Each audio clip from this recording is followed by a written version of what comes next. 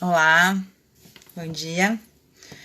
Mais um dia aqui às 11 da manhã para conversar sobre o universo da escrita e este momento complexo que vivemos, até difícil de adjetivar, não é? Oi, Edu. Oi, Wagner. Edu precisa... Isso, vamos pôr o Edu aqui. O nosso convidado de hoje. Hoje vou conversar com o Eduardo Lacerda, dono da Patuá, editor. Tudo bem, Paula? Bom Edu, dia. bom dia, tudo bom? Tudo. Feliz Páscoa, né? Feliz Páscoa. Tudo bem na medida do possível, né? É aquela pergunta que a gente faz porque faz, né? Obrigada por você estar aqui. Eu que agradeço o E convite. a ideia é a gente conversar um pouco aí sobre a edição de livros e esse momento que a gente está vivendo aí. Queria te perguntar para começando, você está com a cara meio cortada, assim. Aí, melhorou, Melhorou? melhorou.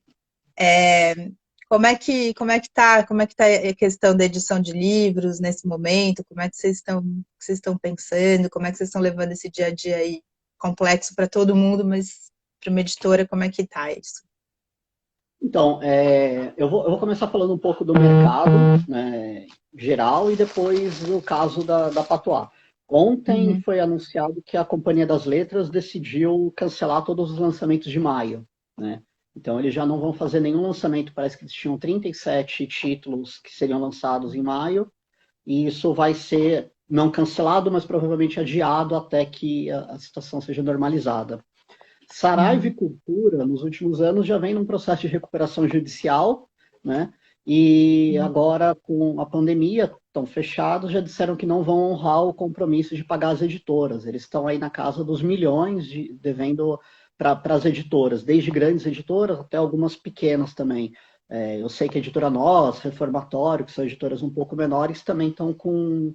A Saraiva e a Cultura estão com dívidas com eles. E as grandes, então, realmente milhões. As pequenas editoras têm uma pequena margem, né, de custos fixos um pouco menores, menos funcionários.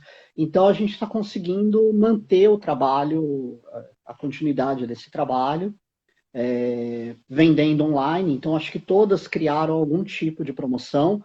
Algumas estão vendendo com desconto. A Patois está fazendo frete gratuito até o fim da pandemia. uhum, E isso está ajudando a manter a nossa renda, né? É claro que a gente percebeu que caiu bastante, não é mais como antes. Nossos lançamentos presenciais estão cancelados, adiados, mas a gente manteve o lançamento virtual, né, online. Então, faz uma live com o autor ou com a autora, coloca esse livro disponível no site, na Amazon, e está tentando manter esse trabalho. uhum. Mas esses lançamentos virtuais estão tendo retorno, assim? As pessoas estão mais Ele ou menos o que o seria retorno presencial? Como é que tá Não, isso? o retorno é bem menor, né? Primeiro Uhum, porque as pessoas não estão tão acostumadas ainda com o virtual, elas gostam da presença das pessoas. Então, enquanto a média de venda em lançamentos presenciais, a gente está em torno entre 40 e 50 livros em média, esses uhum, lançamentos são online, né, a gente não está chegando a vender nem 15, 20 livros, né? Então, quase 60% do que seria vendido de um título caiu. Mas é melhor isso do uhum. que nada, né? Então, tem que Né? manter, tem que ir para ver se continua a gente continua o trabalho mesmo durante a pandemia. Uhum. Você tem quantos lançamentos agendados aí entre abril e maio, que a gente sabe, pelo menos por enquanto, que são os 2 meses que isso ainda vai durar, mas Para a gente sabe que deve, né, continuar. esse ano eu estava programando quase 200 lançamentos durante o ano Uau. todo. Então está dando uma média de 20 títulos por mês, né? Alguns meses Uhum, um pouco menos, outros um pouco mais. Com a pandemia, a gente durante 10, 15 dias parou um pouco para saber primeiro como ia fazer, quais eram as possibilidades, e eu acho que pelo menos uns 10 por mês a gente vai conseguir manter funcionando. Então as Então, gráficas continuam? As gráficas então continuam ativas, assim? Nos 15 dias da quarentena, todas as gráficas pararam, né? E agora elas estão retornando aos poucos. Então, a gráfica que a gente trabalha, todas as pessoas da parte da área administrativa que podem fazer home office estão em casa, administrativo, comercial, suporte, tecnologia, tudo isso é possível trabalhar em casa. As pessoas que trabalham na operação, na produção, não podem ter um home office. Então, para evitar a aglomeração, a gráfica que a gente trabalha está fazendo um esquema de rodízio para que nem todo mundo precise vir todos os dias, né? Então, acaba protegendo os funcionários. Ao invés de deixar 15, 20 funcionários aglomerados num espaço pequeno, dois, três vão, fazem uma parte da produção, no outro dia outra parte da produção vem. Então, não está necessário todo mundo estar junto, reunido, ou todos os dias se expondo a esse perigo. Uhum. Edu, a imagem tá meio ruim. Tava melhor no começo. Tá bem craquelado, assim. Então, Mas o som tá bom. Tá bom, o som tá bom. A imagem tá. Talvez melhorou aí. Melhorou. E além da editora, né, você tem um bar, né, o Patuscada, onde você faz os lançamentos, onde a gente pode ir tomar uma cerveja, onde você vende também os livros, né, e faz lançamentos não só da sua editora, como de outras editoras parceiras. E essa questão, né, que se o lançamento dá para ser virtual, como é que você fez com o bar? Como é que você está levando essa outra questão, que também estava reformando para reabrir, né? Melhorou agora? Não. Pode ser iluminação, tentar acender uma luz, alguma Eu coisa. acho que Então, mas vai, o som tá bom, tudo bem. então, o bar realmente é o nosso maior problema, assim como todos os bares, restaurantes da cidade, que a expectativa é que todos acabem fechando, quebrando. Novamente, Nossa, eu eu vou tenho uma chorar. coisa. Eu acho que nesse momento é meio desesperador mesmo. Eu espero que talvez a partir, num segundo momento, tanto o governo municipal, estadual e o federal tenham um pouco de sensibilidade de tentar dar um apoio que não está existindo, né? Por exemplo, a prefeitura não cancelou o IPTU, e acho que era o mínimo que eles poderiam fazer, ou pelo menos parcelar isso para os próximos anos, né? A gente não quer deixar de pagar um imposto que é devido, que é para a cidade toda, mas isso poderia ser negociado. Então, não vai ser pago esse ano, mas o ano que vem, retomando as atividades, a gente poderia diluir esse valor. Eu acho que seria mais justo para todo mundo. Mas como nós não temos funcionários e a nossa estrutura é um pouco pequena, eu tenho um custo muito alto que é o do aluguel, que eu não estou conseguindo gerar renda para pagar. A gente está tendo que tirar de um fundo emergencial e vou tentar renegociar agora, acho que como todo mundo, essa questão dos aluguéis, ver se é possível pelo menos 50% do valor reduzido nos próximos meses. Uhum. E você tem você tem 1000 títulos, é isso, Edu? Que a Patois já Eu lançou acho que agora já heroicamente? tem 1020 títulos publicados. E aí esse mundo de livro fica lá na Patuscada? Ou você tem também um outro lugar Não, onde ficam os livros? eu tenho uma parte. Eu moro perto do Patuscada, mas eu tenho uma parte em casa, uma parte bem grande de livros em casa, Jura? e outra no estoque do Patuscada. E como a gente não está vivendo ainda uma situação de isolamento completo, né, de não poder sair de casa, então quando tem necessidade de pegar alguns livros lá, a gente pode ficar 200, 300 metros, caminhar, pegar os livros que são necessários.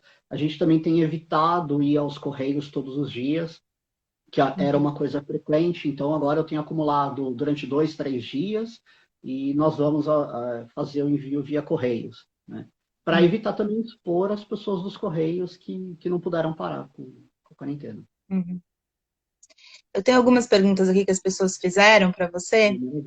Eu acho que é uma das grandes questões, né, assim, que é publicar, né? E aí até se fala muito, né, que agora todo mundo quer publicar e tal, eu queria que você falasse, enfim, você tem uma editora, né? Qual o problema de todo mundo querer publicar, né? Todo mundo escreve, Uhum. quanto mais gente publica, né? É como se isso fosse uma questão, né? Fosse um problema, a gente lê muito isso por aí.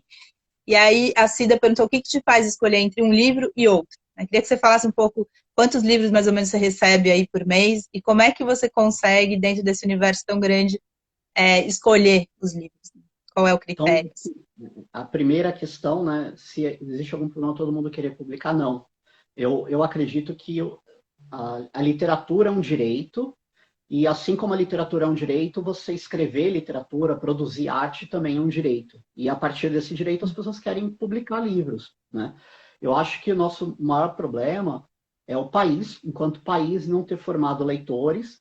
Então, a pesquisa mais recente do Retratos de Leitura do Brasil dá que o brasileiro lê em média, não chega a ler 2 livros por ano, é 1,4 livros.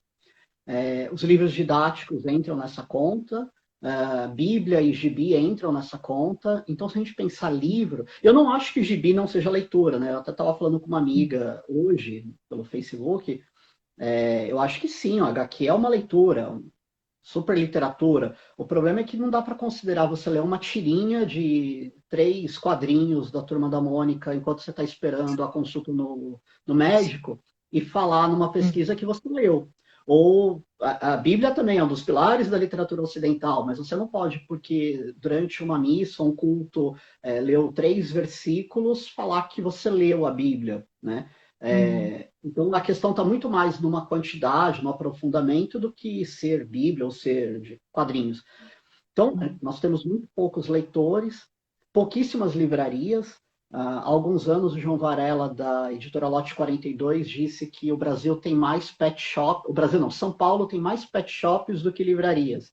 E esse número Diz. só caiu porque mais livrarias foram fechadas e mais pet shops foram abertos, né? E é um problema gravíssimo de formação de público leitor. Eu acho que a pessoa que pensa que o problema é todo mundo estar escrevendo, essa pessoa tem, ela é que tem um problema cognitivo aí, né?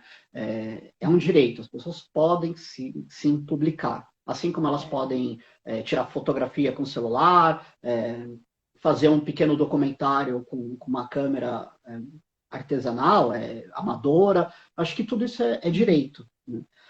Indo para essa questão mais da patuar, como eu escolho, hoje a gente recebe uma média. Isso caiu um pouco no último mês, acho que as pessoas pararam de querer publicar livros agora, mas é uma média de 150 a 200 originais por Uau. mês.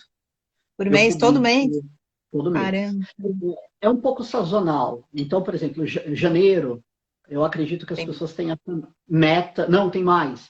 Porque eu acho mais? que é Ah, porque tá no meta fim do ano. de o ano vai começar e esse ano eu vou publicar um livro, né? Então, é incrível, assim, 1º de janeiro, dia 1 de janeiro, as pessoas estão mandando originais porque elas acham que é uma decisão de ano novo, né? Nunca Quando imaginaria isso, que louco. é até bonito, né? A pessoa fala, não, esse ano vai ser o meu ano de publicar um livro. Quando sai algum resultado de prêmio, então, se a gente fica finalista de um prêmio Jabuti ou uma matéria num jornal grande, né, como algumas semanas, já tem um mês, saiu no Estadão uma matéria sobre a Patois, então a gente recebe um pouco mais de originais. Nesse período de quarentena eu percebi que caiu um pouco. Então, se eu estava recebendo assim, uns 10 livros por dia, 5 por dia, agora eu tenho dias que não recebo nenhum. Ontem eu recebi 2 originais, caiu um pouquinho, né? Uhum. E aí, como eu É, escolho? Você consegue ler Preciso... isso tudo, Edu? Você tem mais Não, pessoas que leem com você? Como é que é não, isso? não é possível ler tudo. Tudo que eu publico, eu li, né?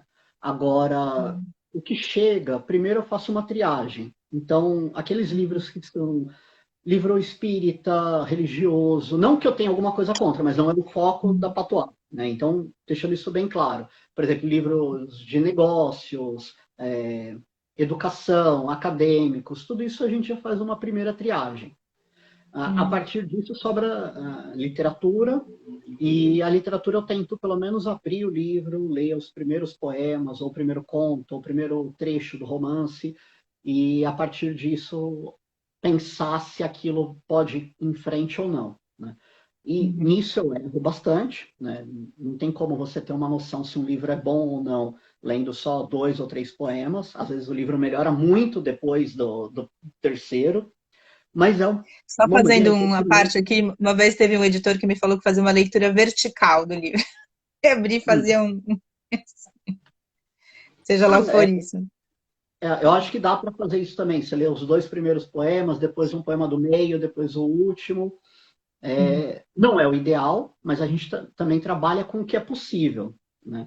Então, eu uhum, acho que às vezes você pega um livro, a pessoa não consegue acertar logo no início, você vai para o meio, também não acertou. Como você tem uma demanda muito grande de livros que vão chegando, a gente vai dar preferência para aqueles que estão melhor organizados. Então, por exemplo, a uhum, pessoa não coloca os dados de contato, uma pequena biografia, uma sinopse do livro, ela não organizou esse livro, a tendência a uhum, gente tirar da leitura é muito maior.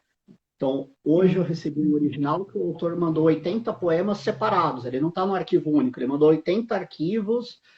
Você imagina abrir cada arquivo, ler os poemas.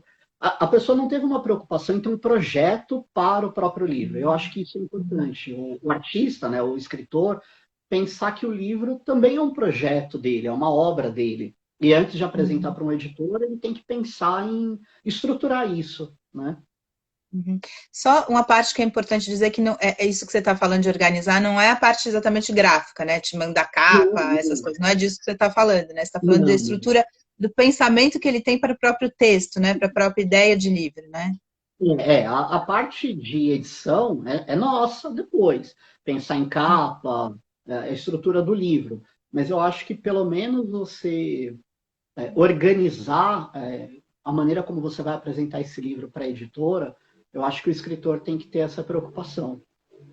Uhum, Não é só jogar lá. Muitos autores hoje, por exemplo, chegam para a gente e falam: olha, eu tenho um perfil no Instagram com 1.000 poemas, lê e vê se acha que vale a pena publicar. Não uhum, é assim que vai funcionar, mesmo porque a gente não está falando. O autor ele não quer mais ficar no Instagram, ele quer partir para uma publicação impressa. Então, a partir do uhum, momento que ele quer partir para uma publicação impressa, né, ele tem que reunir esses arquivos, esses poemas num arquivo único de Word, PDF, etc., organizar, mandar para o e-mail da editora, para que uma editora que trabalha com livros impressos e não mais com publicação digital possa uhum, pensar nessa publicação, né?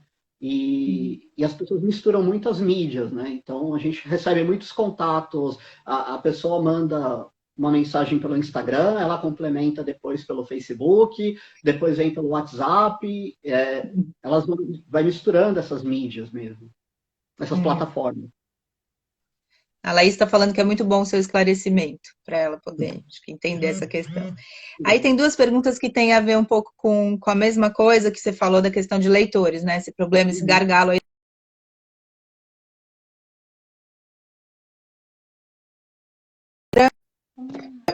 pequena, como a Patuá e tal, pode ajudar nessa questão. E o Edu tá caindo, o Edu, aqui. Edu, acho que perdemos o Edu.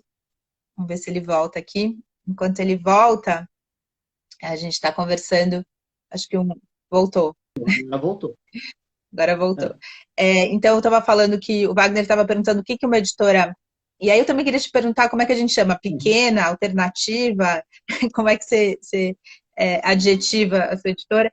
Como é que ela faz para ajudar nisso? E a outra pergunta aqui que tem a ver também como que a editora e também o poder público pode, o que que você acha que poderia ser feito para essa formação de leitores? A primeira pergunta, assim, muita gente fala editora independente, pequena, alternativa. Pequena ela é, porque a estrutura é bem reduzida, né? Apesar da Patois hoje estar publicando um número muito grande de originais, de títulos por ano, e Muito mais também que está muita editora publicando grande, né?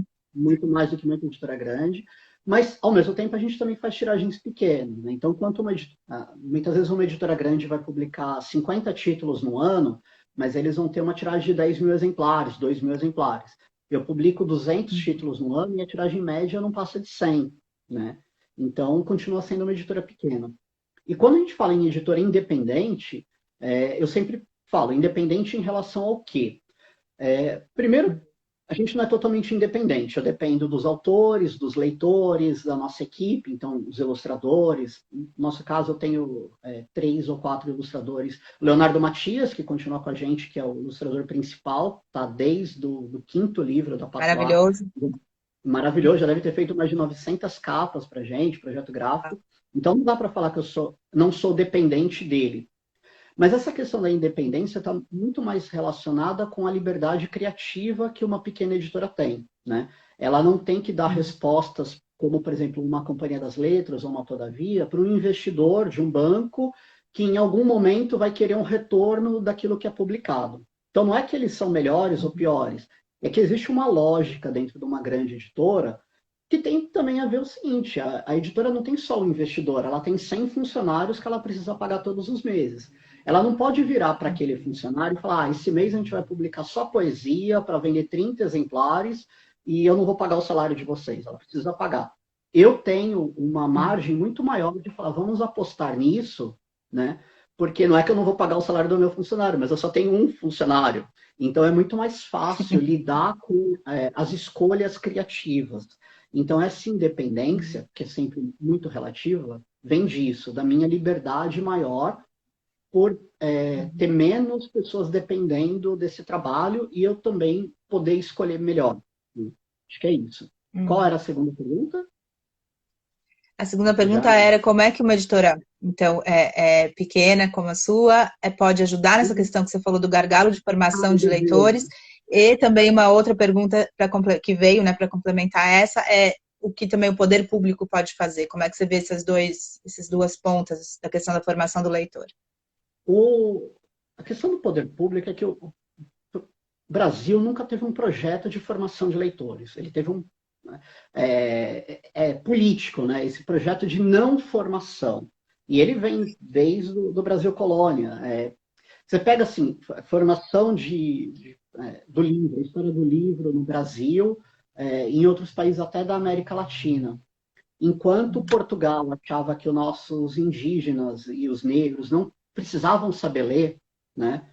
Uma coisa que era negada para eles, você tem exemplos de países latinos, Argentina, Chile, onde os espanhóis achavam que não, que você tinha que dar aquele mínimo de... Não que eles eram bonzinhos, mas é uma outra visão de como você vai operar a colonização. É genocida, igual, mas existe ali, em algum momento, nessa colonização, uma necessidade de você ensinar a leitura para as pessoas, né? Para esses povos.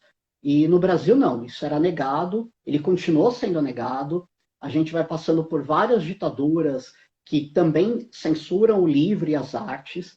O Brasil é o último país da América Latina a permitir a produção de livro, de impressos no território nacional. Então, jornais, livros, nada disso era permitido, né? Isso só foi Até acontecer quando?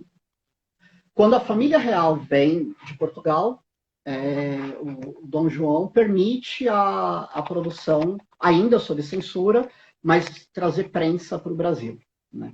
Isso é 1818, e eu já posso estar falhando na data histórica. Não, tudo bem. E a gente depois, bom, tem ditadura de 64 até 85, e vários outros períodos que a arte foi... Então, nunca houve um projeto por um lado, educação, e por outro, a gente vê necessidade de formar esses leitores, de incentivar livrarias, de incentivar a produção do livro, de incentivar os próprios, de valorizar os escritores, né? Que na ponta da cadeia, eu acho que é o menos valorizado. Então, eu acho que pensar em poder público deveria ser em todas as instâncias, não é só federal, é estadual, municipal. Pensar como sociedade que valoriza a arte também, né? Valoriza o livro. Então, eu acho que é um trabalho para muitos anos.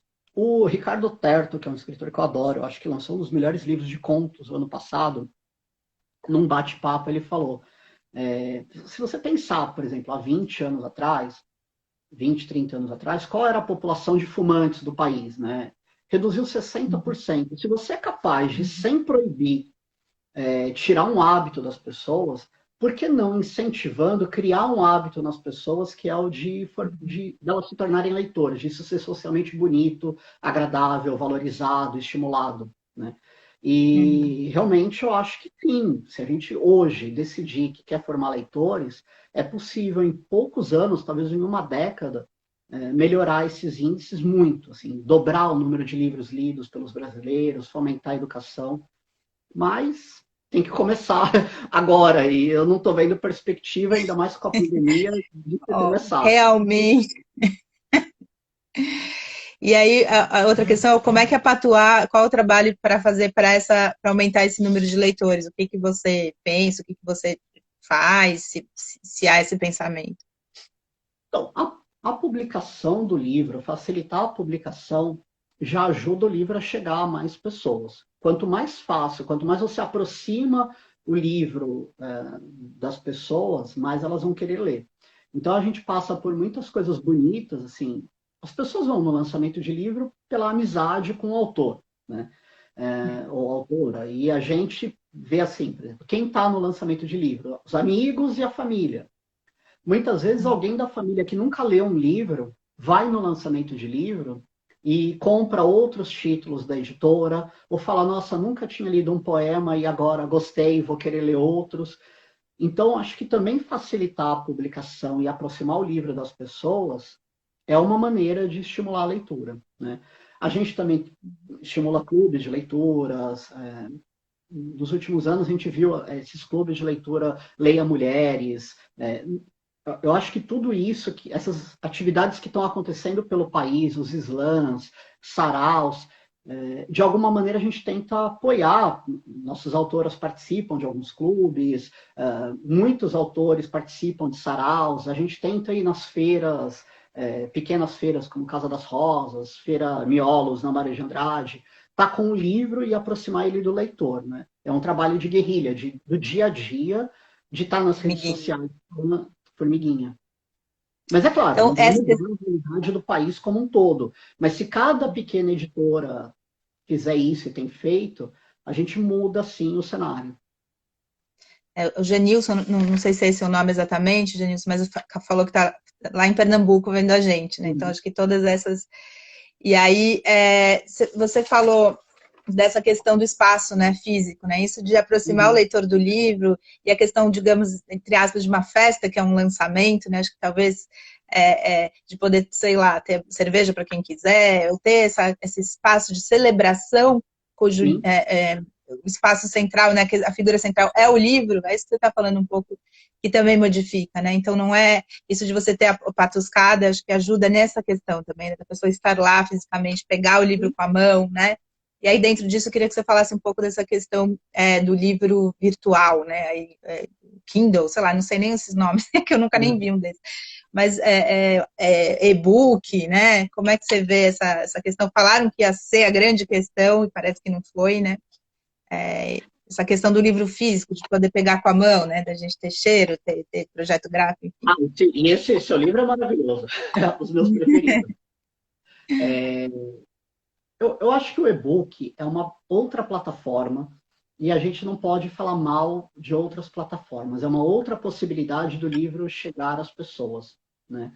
E eu acho que é maravilhoso você ter a possibilidade com um celular, com um computador, com tablet, ter toda a biblioteca universal da humanidade que foi produzida e você poder ler.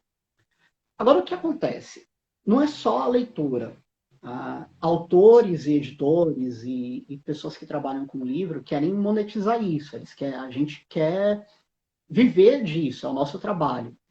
E o que não se popularizou ainda, o que não se tornou possível ainda, tirando algumas exceções, algumas pessoas que lançam um e-book e acabam vendendo 1 milhão de exemplares e ganham disso. Assim como o YouTube também se tornou uma plataforma que algumas pessoas podem ganhar muito dinheiro, mas tem muita gente tentando e ainda não vive disso. É que se a gente não popularizar o livro no país, não formar leitores, não importa a plataforma, né? A gente tem muita Uhum. experiência de livros da Patois que eu estou vendendo a R$ 5, a R$ 2, a R$ 10, e não, a gente não consegue vender. Então, não é um e-book a R$ 1,99 disponível no Kindle que vai fazer as pessoas... elas não vão ler mais por isso, né? É um outro tipo de trabalho. Por exemplo, por que uma pessoa vai comprar um Kindle que custa aí o quê? R$ 200? Se o brasileiro não chega a ler 2 livros por ano, né? As pessoas não veem necessidade ainda de ter um leitor digital. E aí, quando compram, acabam não se adaptando a isso. Então, eu acho que tem muito mais uma relação com hábitos de leitura no país do que da plataforma. É o que eu penso. Ao mesmo tempo, uma coisa que eu tenho falado muito, pensado nisso, eu tenho um casal de amigos que um deles é autor, né? O Henrique Carreteiro, e eu tenho usado o exemplo deles. Eles são leitores de livros, compraram muitos livros da Patois, tem uma biblioteca imensa, mas moram num apartamento pequeno em Pinheiros, Butantã.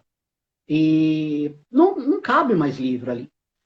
Aí São Paulo, por exemplo, tem lançado cada vez mais empreendimentos da pessoa morar em apartamentos de 20, 30 metros quadrados. Eu acho que não é nem só uma opção, eu acho que no futuro o livro físico vai ficar ainda mais limitado, porque as pessoas não vão ter nem mais espaço para guardar. Eu estou vendo uma biblioteca linda atrás de você, a gente ainda tem espaço para guardar livros, mas muitos Eu amigos moro já num têm... apartamento de 50 metros. 50 metros no meu Mas apartamento. Isso aqui é meu quarto. as pessoas estão morando em apartamento de 25, 20.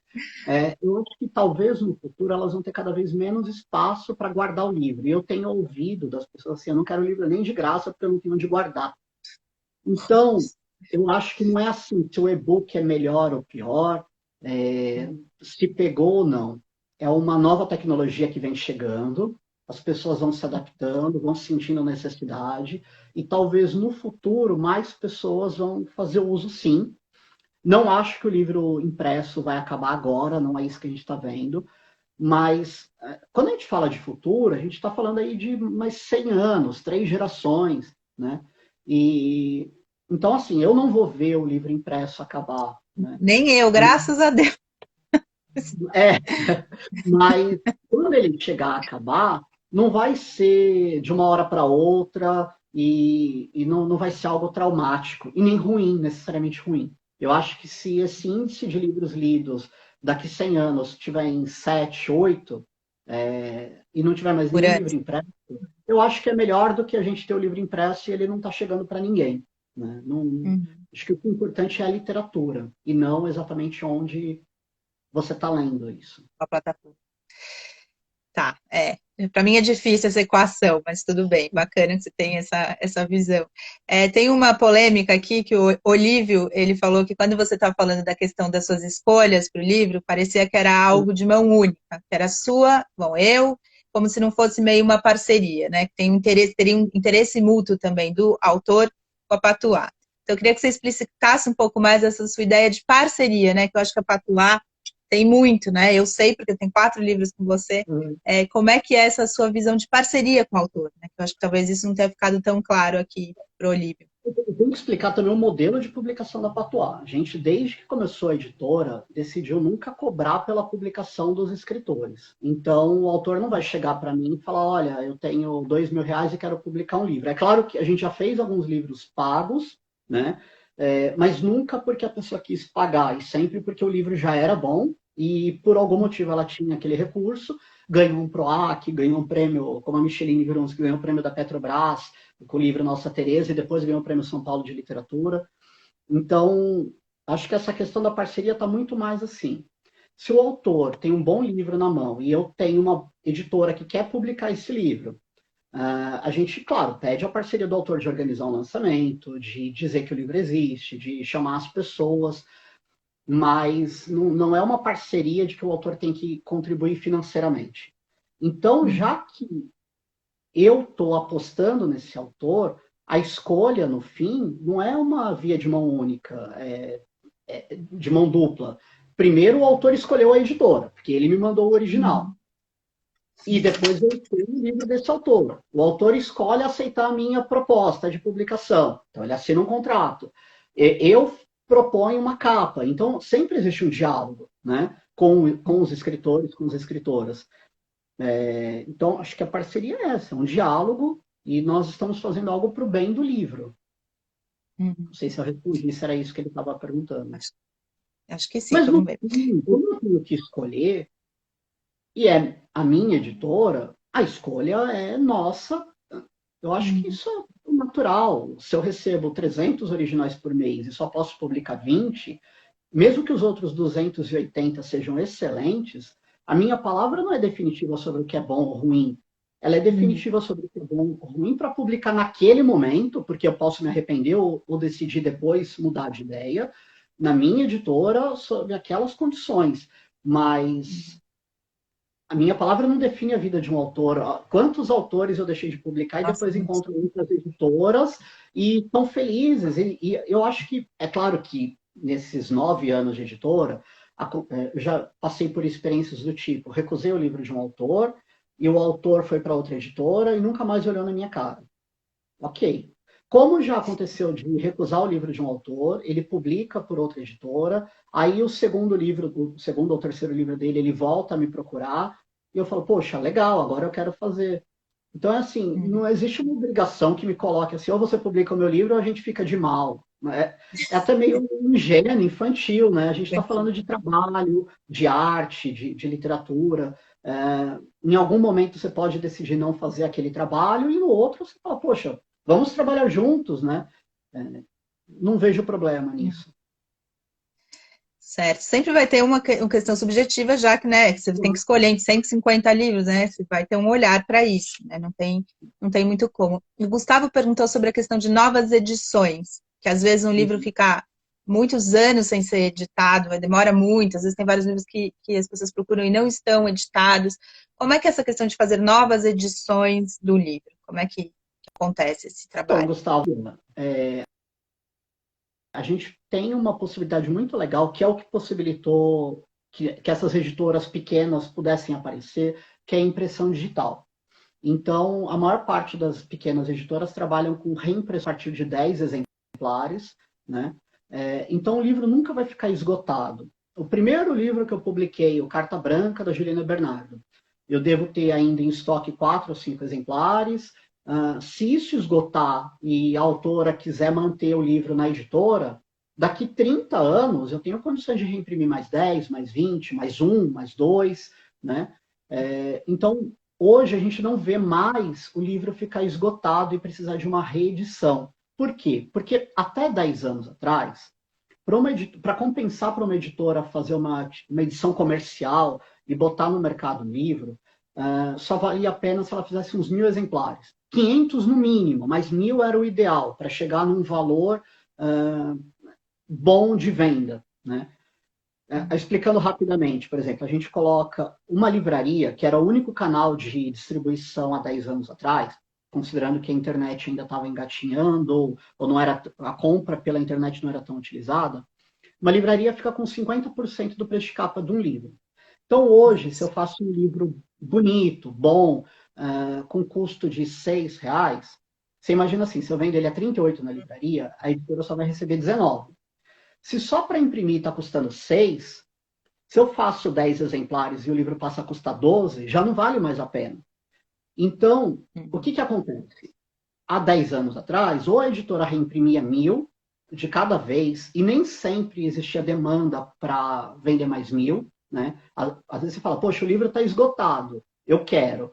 Só que só você quer, você não tem mais 1.000 pessoas querendo, né? Então não vale a pena para aquela editora reeditar. Hoje não. Eu posso fazer só mais 10 exemplares, deixar disponível no meu estoque, vender pela internet, não pago desconto para a livraria. E se tem uma pessoa interessada, eu consigo atender a necessidade daquela pessoa, né? A Uhum. gente já tem sistemas de distribuição, venda, por exemplo, Magazine Luiza, Casas Bahia, etc. A pessoa está comprando uma geladeira, ela vê o livro, por algum motivo ela pesquisou Paulo Altran a semana passada. O Uhum. sistema de monitoramento do Instagram, do Google, do Facebook, indica ali enquanto ela está comprando a geladeira e ela indica o livro da pessoa. E ela pode comprar o livro junto com aquela geladeira. Com a E geladeira. a gráfica que gerencia isso imprime um livro e distribui para a pessoa, entendeu? Junto, entrega junto com aquele outro produto. Então não Junto com a existe, geladeira. é claro, com a geladeira. Então a gente tem essa facilidade e por isso que hoje em dia reedições é menos comum. É claro que editoras continuam apostando em reedições quando você fala de uma nova tradução, né? De uma nova Uhum. capa, de um novo projeto gráfico. Isso acaba valendo a pena você mudar completamente o livro para vender como um novo produto, né? Mas é cada vez menos necessário um livro que foi lançado há poucos anos ser reeditado, ele pode simplesmente ser reimpresso. Uhum. Então, eu queria que você falasse, explicasse um pouco melhor isso, que às vezes é uma confusão mesmo, né? O que que é uma reimpressão, o que que é uma reedição? E quando você está falando de impressão digital, você não está falando de e-book, né? Você está falando, na verdade, da forma como essa impressão é feita na gráfica, né? Queria que você explicasse um pouco essas três questões aí. Tem uma série de orientações que antes era da Biblioteca Nacional, de que você pode considerar um livro uma nova edição quando ele tem uma alteração de 20% no conteúdo ou uma alteração de edição. Então, por exemplo, cada vez que muda de editora, você pensa assim, os contos do Machado de Assis. Cada vez que ele sair por uma editora, é uma edição nova, porque vai ter uma capa nova, um projeto gráfico diferente, uma ilustração diferente. Isso é uma reedição, né? Ou se você pega, por exemplo, o seu livro, Manifesto de Mim Mesmo, que é um livro que a gente lançou há alguns anos atrás, 2014, se eu não me engano. Se ele sair por uma outra editora, é uma reedição. Agora, se a editora simplesmente reimprimir ele, é uma reimpressão, né? Você não teve Com as mesmas alterações, características, né? as mesmas Sem nenhuma características. alteração. Agora, se a Patois decidir reeditar ele, mudar a capa, mudar o projeto gráfico, você fizer alterações nos poemas, etc., aí vira uma reedição pela própria editora, um novo ISBN e tal. E impressão digital é um sistema de impressão, não um e-book. O que acontecia até 10 anos atrás? Você tinha que ter uma chapa, um fotolito para imprimir. Isso, sistema de impressão. E aí a máquina tinha uma matriz e imprimia aqueles 1000 exemplares a partir dessa matriz. Hoje em dia, ainda existem essas gráficas, elas são excelentes para quando você está falando de alta tiragem, o custo cai muito, mas você também tem a opção de ter como uma impressora laser, que é de casa, só que maior. E ela não tem uma matriz, a matriz é o PDF, é o arquivo digital. E aí ela vai imprimir quantos exemplares você quiser, de 1 até 1000, naquele sistema de impressão que não exige matriz, não exige fotolito, não exige máquinas tão grandes. É um sistema de impressão diferente. Uhum. Acho que ficou claro. A Lilian Aquino falou assim que geladeira e livro são dois objetos essenciais à vida. Então, eles estão tão próximos aí, né?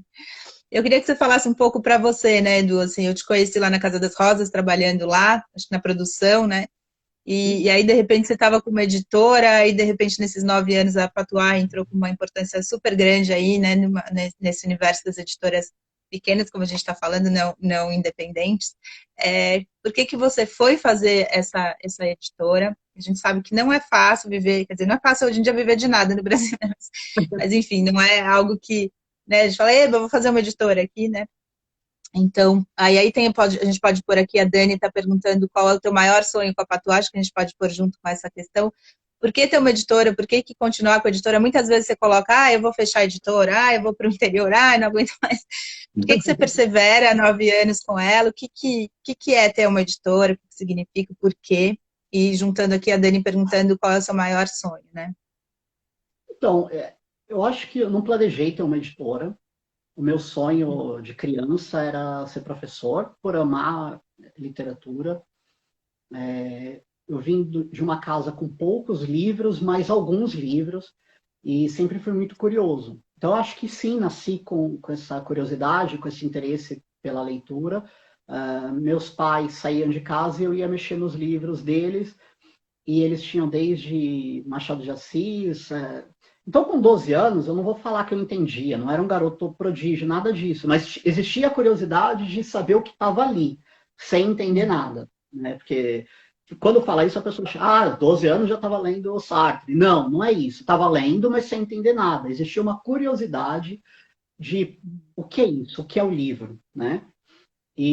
Mas aí, é claro, pedi livros de presente, Menino Maluquinho, livros infantis, ir na biblioteca da escola. Então, eu queria ser um professor de língua portuguesa. Eu adorava aquilo, adorava a literatura, adorava a língua, e falei, vou fazer letras porque quero dar aula. Só que antes disso, eu já estava editando fanzine de banda, né? Me apaixonei, com 16 anos, já estava vendo fanzine, e me apaixonei por aquilo. Você imprimir uma folha A4, dobrar e sair distribuindo como informação. Você está replicando essa informação, né? Reproduzindo informação e passando para outras pessoas. E, de alguma maneira, aquilo, eu me apaixonei por aquilo. Fui fazer letras na USP. Chegando lá, eu escrevia poesia e achava um absurdo não encontrar outros autores. Depois eu fui conhecendo outros escritores, outras escritoras, como a Lilian Aquino, conheci lá, e falei, poxa, por que não fazer uma revista de literatura? E aí editei a primeira revistinha de literatura. Aí fizemos o segundo número, aí fizemos fanzine, fomos fazendo eventos, sarau, a FLAP, que era a Tudo Festa dentro da Literatura. USP. Dentro da USP a revista, depois fanzine, depois um evento que nós fizemos no Espaço dos Sátiros, a FLAP, isso foi em 2014 ou 2015. Não, Não, aí você 2014. já não. 2004 ou 2005, já estou me perdendo A no tempo. idade sobe a cabeça. Não estou mais com 20 anos. E aí foi se tornando uma paixão, né?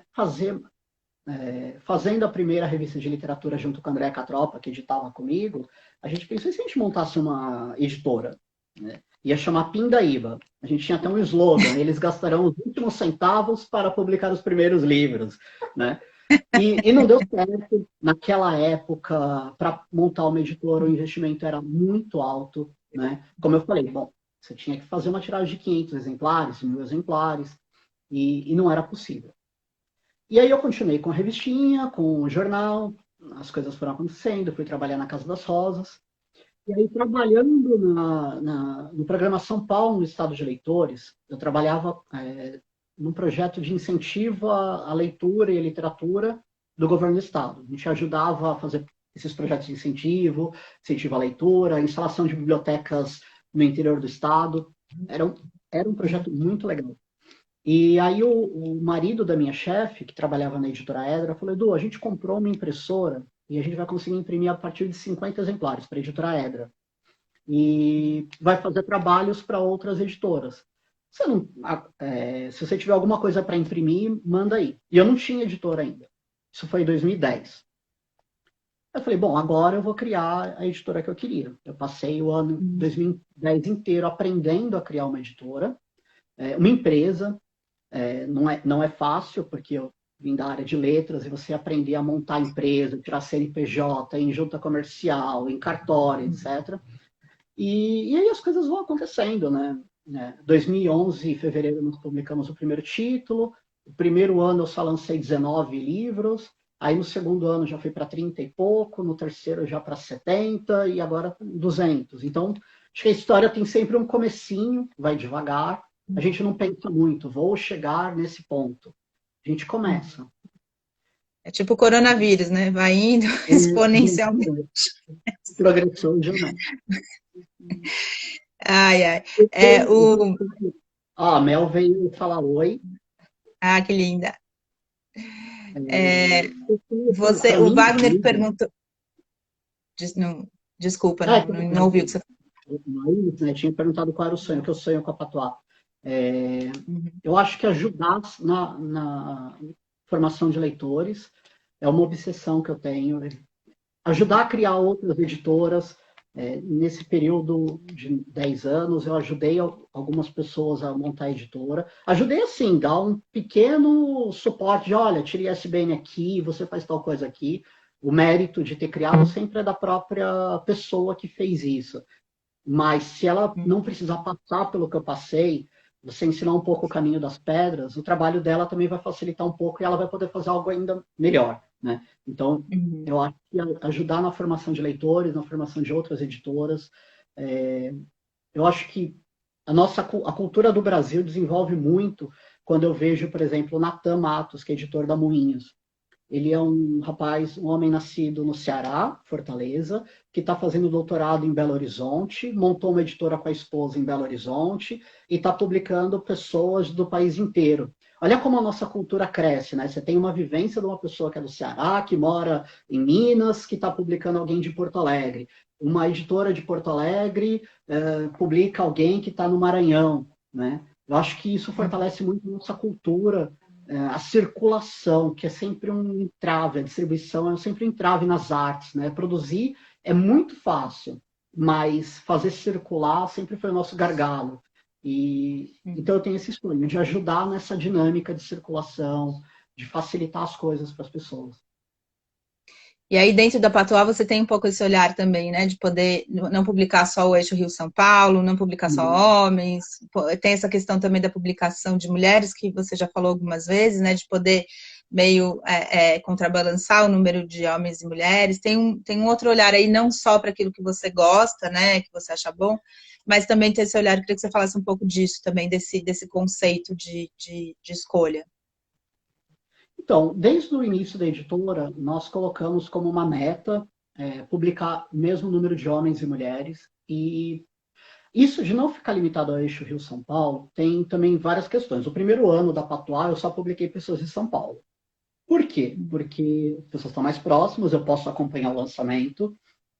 E como a gente não cobra pela edição, não existe assim, eu fiz um trabalho para uma pessoa e eu estou mandando os livros para outro estado.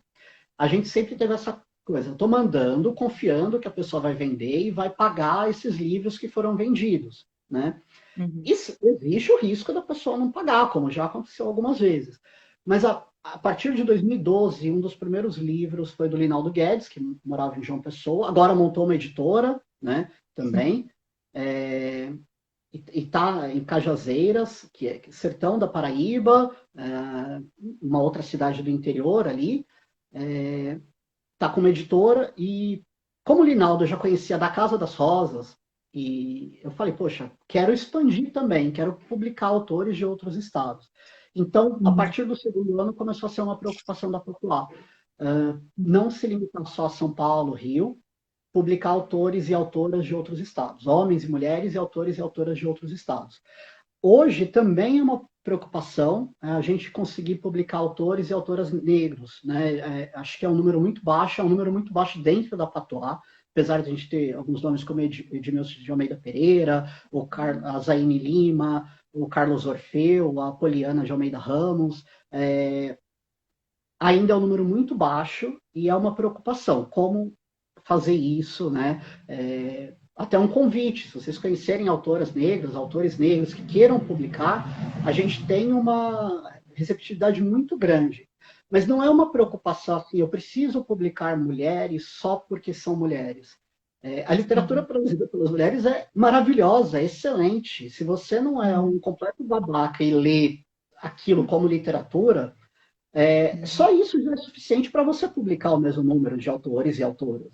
Você não precisa ter só essa preocupação estatística, né, para falar, olha, a gente publica homens e mulheres. Né? Tanto é que, por exemplo, os prêmios mais legais que a Patois ganhou, duas vezes o Prêmio São Paulo e o Prêmio Jabuti de 2018, foram com mulheres. Livros maravilhosos. Então, não é uma preocupação só para falar, olha, estamos publicando a mesma coisa. Não, a literatura produzida por mulheres ou por autores negros é tão excelente quanto, e por isso a editora que quer primar por uma qualidade vai publicar essas pessoas. Uhum. Então, Edu, a gente tem um tempo aqui no Instagram de 1 hora, e a conversa sempre vai assim, a gente está a 53 minutos, a gente está chegando, se encaminhando para o final, né? Tem várias pessoas que falaram coisas aqui e fizeram questões, eu fui tentando falar o máximo, mas queria agradecer muito elas terem vindo, a gente está aqui ainda tem um tempinho.